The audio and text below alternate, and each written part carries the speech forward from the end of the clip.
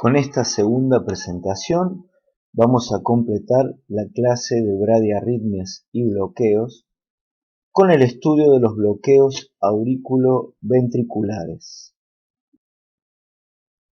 Para organizarnos de la misma forma, repasaremos la anatomía y fisiología del sistema de conducción cardíaco, intentaremos definir el bloqueo auriculoventricular, los distintos tipos de bloqueo auriculoventricular, analizaremos aspectos de la semiología y la presentación clínica, veremos cuáles son las características electrocardiográficas principales que tenemos que reconocer en estos pacientes y también estableceremos algunos aspectos del riesgo y las conductas terapéuticas. Comenzaremos repasando rápidamente las características de la conducción AB normal. Fíjense en este esquema las velocidades de conducción a nivel del nodo AB, que son muy lentas. Recordemos que son fibras cálcicas de conducción lenta, con periodos refractarios largos, que normalmente producen la parte principal del enlentecimiento en la conducción AB. Están puestas como un sistema de protección al ingreso al ventrículo para disminuir la posibilidad o el pasaje de sobreestimulación desde las aurículas hacia los ventrículos, ¿no? Entonces, normalmente hay un enlentecimiento de la conducción a nivel del nodo AB. Luego, a nivel del GIS y todavía más en el Purkinje, hay una aceleración de la velocidad de conducción. Las fibras pasan a ser sódicas con conducción rápida y esto lleva muy rápidamente el estímulo eléctrico hacia los ventrículos, pasando por las ramas y luego en el Purkinje. Cualquier trastorno en la conducción en este sistema de conducción normal va a originar cambios en los intervalos, o en la duración del intervalo PR o en la duración del intervalo QRS. Pero en un intervalo PR normal, que dijimos que era entre 0,12 y 0,20, está incluida toda la conducción, desde el nodo sinusal, pasando por la aurícula, luego por el nodo AB, que da la duración principal de este intervalo, y luego el GIS y el Purkinje. No es posible con el electrocardiograma de superficie ante un intervalo PR aumentado saber dónde está localizado el trastorno de la conducción. Para eso tenemos a veces que usar herramientas más sofisticadas, como son la colocación de un catéter en la zona del GIS durante un estudio electrofisiológico. Repasaremos algunas características de ese electrograma de las de GIS para comprender mejor cómo es la conducción a nivel del nodo AB. En estas imágenes radioscópicas podemos visualizar en oblicuo anterior derecha y oblicuo anterior izquierda la localización anatómica de los catéteres durante un estudio electrofisiológico. Siempre tenemos un catéter en aurícula, un catéter en ventrículo y un catéter que está en situación intermedia entre la aurícula y el ventrículo, cabalgando la zona del anillo tricúspide y localizado en la zona del GIS. Este catéter es el que da la información más valiosa respecto a la conducción AB. Es el que permitirá obtener el electrograma del haz de GIS, que intentaremos analizar porque nos va a ayudar a comprender las características de la conducción AB. Durante el estudio electrofisiológico es posible obtener electrogramas de cada uno de los catéteres posicionados que vimos en la diapositiva anterior. Esta es un registro donde podemos ver en las derivaciones superiores el electrocardiograma de superficie con la onda P y los QRS, de los miembros y de una precordial, y en las tres canales inferiores los electrogramas obtenidos desde los catéteres. En la primera derivación, en el primer canal, podemos ver un electrograma de la aurícula derecha y luego los electrogramas correspondientes al catéter de GIS proximal y distal.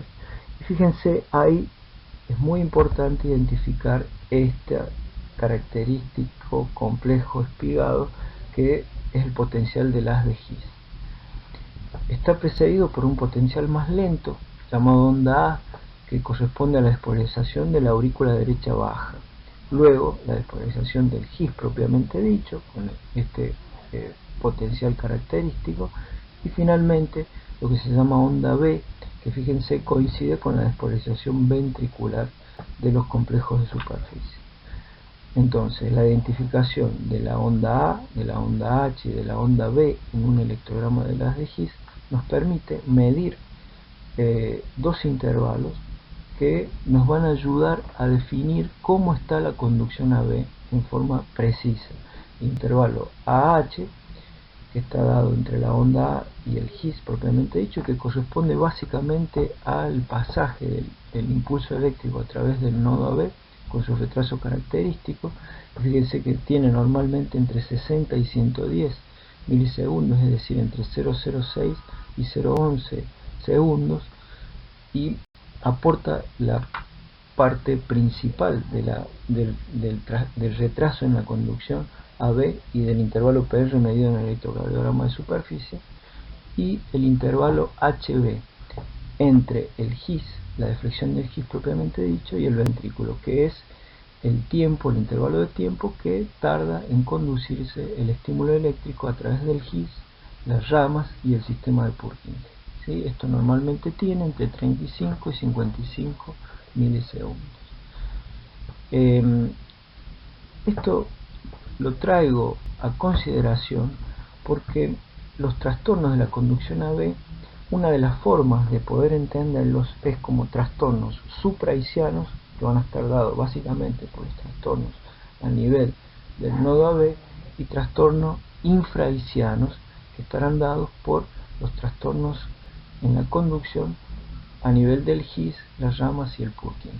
Cada uno de estos tendrá características electrofisiológicas especiales y la severidad y gravedad de los mismos y la conducta terapéutica van a ser distintas, como vamos a ver en las siguientes diapositivas.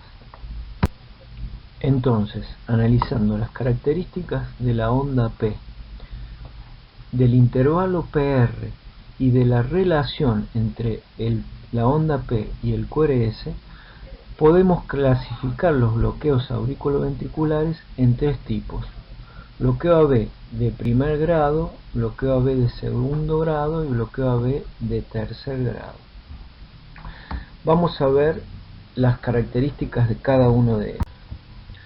El bloqueo AB de primer grado se caracteriza por un aumento del tiempo de conducción del estímulo desde las aurículas a los ventrículos. Esto hace que el intervalo PR sea anormalmente largo, es decir, mayor a los 0,20 segundos.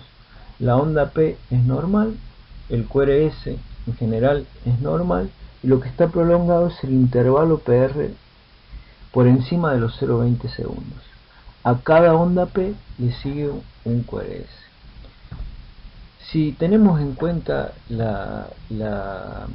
el electrograma de His que habíamos analizado, ese esquema del electrograma del His, el bloqueo de primer grado siempre será característicamente un trastorno supraisiano o nodal. Generalmente el trastorno de la conducción está a nivel del nodo AB y puede deberse a disfunción intrínseca o al efecto de drogas o estimulación autónoma. Acá podemos ver un registro del bloqueo AB de primer grado. Aunque puede costarnos localizar la onda P, fíjense que si miramos con cuidado la vemos que está sobre la rama descendente de la onda T previa, ¿sí? A cada onda P le sigue un QRS y obviamente la característica más llamativa del trazado es este intervalo PR muy prolongado, que en este caso alcanza los 0,40 segundos. Entonces, esto es un típico bloqueo AB de primer grado con ondas P sinusales, normales, positivas en cara inferior, con un intervalo PR prolongado, y donde a cada onda P sinusal le sigue un QRS con un trastorno que está en la conducción fundamentalmente a nivel del nodo AB. ¿Cuál es la conducta terapéutica con estos pacientes? En general hay que ver con mucho cuidado la medicación que están recibiendo para ver si es posible suspender alguna que tenga efecto. Hay que interrogar específicamente algunas drogas, por ejemplo las gotas oculares, que a veces tienen timolol y que pueden ser una causa oculta de bloqueos o de bradicardia. Y en general esto no se traduce en síntomas severos, por lo cual la conducta es la observación y el estudio periódico con electrocardiograma y seguimiento con Holter.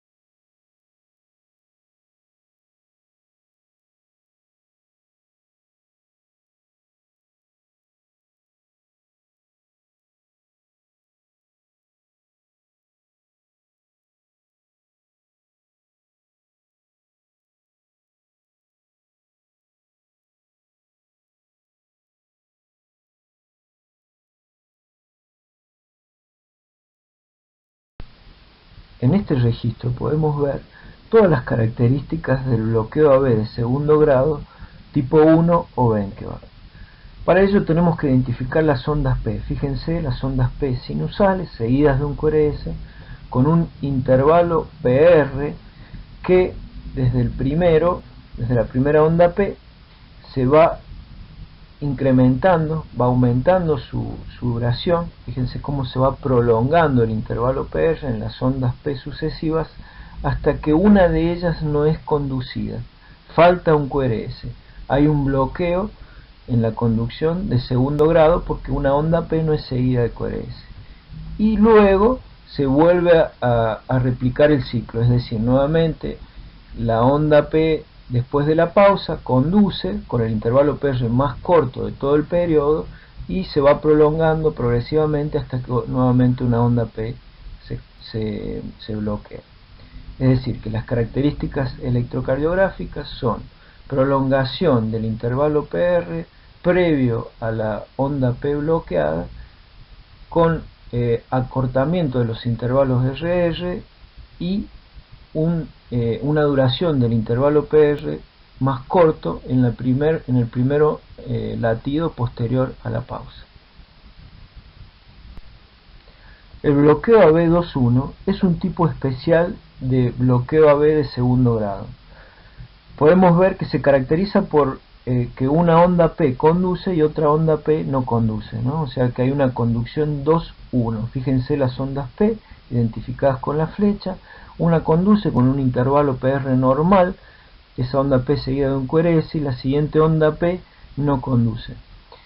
La característica que tiene es que no es posible saber si hay una prolongación del intervalo PR porque el latido siguiente no es conducido. Es decir, si el trastorno está localizado por encima del GIS, si es un trastorno supraisiano o si es un trastorno infraisiano.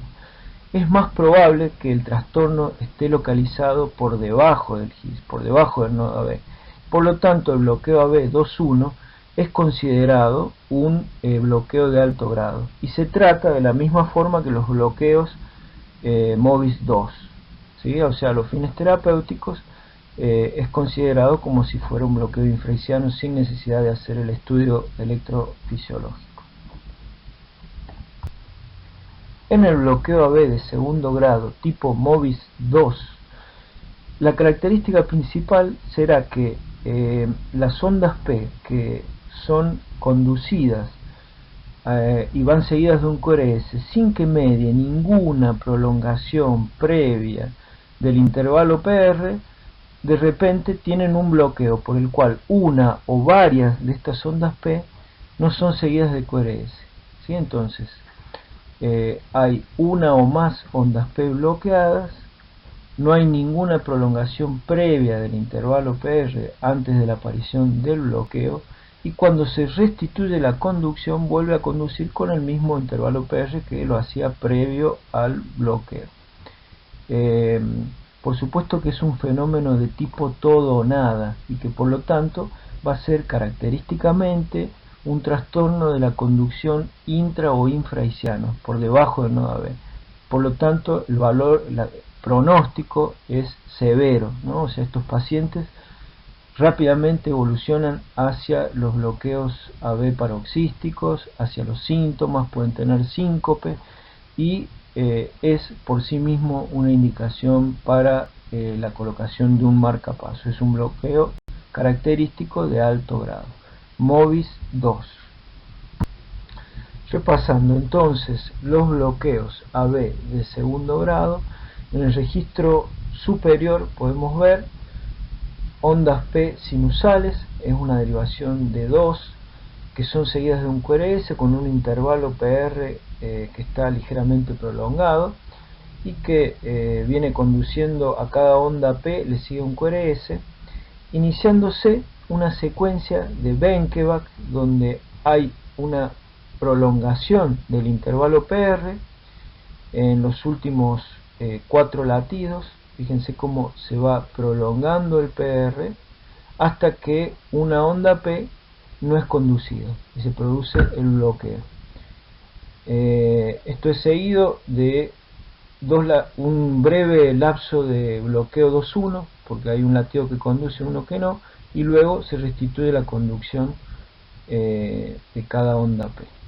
Quiere decir que el diagnóstico de esta tira es un bloqueo AB de segundo grado con fenómeno de Benkeback MOVIS 1. En la tira inferior, fíjense cómo hay una conducción del primer latido, la onda P seguida de un QRS con un intervalo PR que está normal, y luego, sin que medie ninguna prolongación previa, el bloqueo de las ondas P, de 2 ondas P sucesivas. Quiere decir que es un bloqueo 3-1, 3 ondas P, un QRS. Cuando se restituye la conducción AB, el intervalo PR es exactamente igual a los intervalos PR previamente conducidos, ¿no? Entonces, el diagnóstico electrocardiográfico es un bloqueo AB de segundo grado tipo MOVIS 2, es decir, un bloqueo de alto grado, en este caso 3-1. Finalmente, el grado mayor de bloqueo, el bloqueo AB de tercer grado o bloqueo completo, bloqueo auriculoventricular completo. La característica principal es que hay una disociación entre la actividad de la aurícula y los ventrículos. Las ondas P van por su lado y los complejos QRS van por otro lado. Es decir, que hay un ritmo de escape que podría ser nodal, un ritmo de escape nodal con complejos finos, o un ritmo de escape ventricular con complejos anchos. Por supuesto que en este tipo de bloqueos, que es de gran severidad, el sitio del bloqueo es intra o infraisiano, es decir, marca una enfermedad muy grave del sistema de conducción, el pronóstico es malo, es decir, hay pocas posibilidades que pueda ser reversible y por lo tanto es una indicación de marcapaseo cuando logramos detectarlo. Vamos a analizar un trazado. Fíjense cómo la identificación de las ondas P nos permite el diagnóstico, ¿no? Si logramos identificar un intervalo PP regular, acá están marcadas las ondas P, aunque alguna nos puede quedar la duda si es conducida, fíjense que otras, como el penúltimo latido que está montado al QRS, no puede ser conducido porque es demasiado corto el intervalo P. El QRS está naciendo sobre la onda P. Esto nos confirma que el ritmo está disociado y que las ondas P van por su lado, y hay un bloqueo AB completo con un ritmo de escape que en este caso es un escape fino, por lo tanto de la unión, ¿no? Un escape de la unión o un ritmo o un escape nodal. Por supuesto que este trastorno es severo y amerita la colocación de un marcapaso. Abajo lo mismo, fíjense, ondas P disociadas que están completamente aparte del complejo QRS, pueden caer sobre la T, sobre el mismo QRS, a veces precediéndolo, a veces a posterior, y un ritmo de escape, en este caso con complejos anchos, un escape ventricular, un escape bajo, a baja y por lo tanto a menor frecuencia que la tira superior, donde el ritmo de escape está alrededor de 40 latidos por minuto. En este caso la frecuencia es mayor, la frecuencia es más baja, alrededor de entre 20 y 30 latidos por minuto. En conclusión, los bloqueos auriculoventriculares tienen diferentes características electrocardiográficas, diferente origen y diferente pronóstico. El bloqueo AB de primer grado en general solamente requiere un seguimiento clínico con un electrocardiograma periódico y estudios de Holter y ergometría. Muy rara vez es sintomático y hay que estar atento por la posibilidad de su progresión, pero es para seguimiento. El bloqueo AB de segundo grado, MOBIS 1 o Benkeback, sabemos que está localizado a nivel del nodo AB, es decir, es supraisiano, por lo tanto el pronóstico es mejor. Rara vez evoluciona a bloqueos AB paroxísticos o de alto grado y por lo tanto también en general se puede hacer seguimiento clínico. Solamente en muy pocos casos donde claramente es sintomático o hay una correlación en Holter entre síntomas y la aparición del Benkeback, puede plantearse la posibilidad o la necesidad de la colocación del marcapaso. Luego los bloqueos 2.1 y por supuesto el bloqueo AB de segundo grado MOBIS 2 siempre va a ser un ejemplo de bloqueo intra o infraisiano. Por lo tanto, la posibilidad de que rápidamente evolucione a trastornos mayores de la conducción y a la aparición de síntomas hace que siempre sea indicación de marcapaso, igual que los bloqueos AB de tercer grado. Muchas gracias. Hay dos entidades que también vamos a analizar como un anexo a los bloqueos AB de segundo grado. Uno es el síndrome de taquicardia bradicardia, ¿no? Acompañando a la disfunción sinusal se observa en muchos pacientes la aparición de taquiarritmias, es decir, auriculares, es decir, episodios de fibrilación auricular o aleteo auricular que son seguidas de pausas a la salida, como en este registro. Fíjense que es un registro, una tira de D2, donde podemos ver un ritmo irregular de complejo fino, donde no se visualiza una onda P clara. Este ritmo es rápido y puede dar síntomas, y en el momento en que se interrumpe la taquiarritmia aparece una pausa y luego se reanuda el ritmo sinusal. Esto es lo que constituye cuando va acompañado de síntomas que pueden ser por palpitaciones por la taquicardia o síncope o presíncope por las pausas post taquicardia. Cuando va acompañado de síntomas se llama síndrome taquicardia bradicardia y tenemos que analizar la posibilidad del marcapaso. Cuando tiene síntomas y necesitamos usar medicación para controlar los episodios de taquiarritmia, en esos casos es necesario el implante del marcapaso para poder usar la medicación apropiada de prevención de los episodios de taquicardia.